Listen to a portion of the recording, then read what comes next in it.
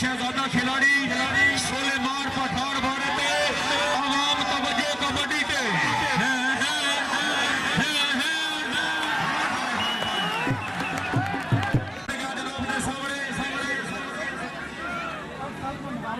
नौमान नौमी भारत तवज्जो कबड्डी पे जी जी जी हाय हाय हाय हाय हाय हाय हाय शहजाद लग गया शहजाद लग गया हाय हाय हाय हाय हाय हाय पॉइंट बनया जनाब शहजाद का जी या सर जंगे का इंतजाम है 12 कर गया जनाब के सामने 16 आल गाजी कबड्डी क्लब का शहजादा खिलाड़ी मारे थे दिफास से फौजी कबड्डी क्लब का बेहतरीन खिलाड़ी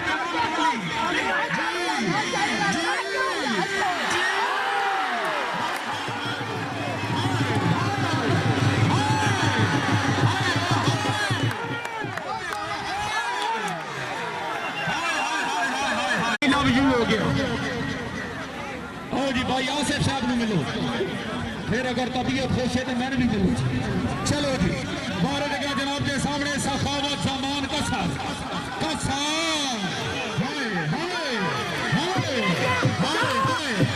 जिंदगी जनाब के सामने आते आते फाती भारत जानू काजी साहब तवज्जो तवज्जो तवज्जो कबड्डी ते हाय हाय हाय हाय हाय हाय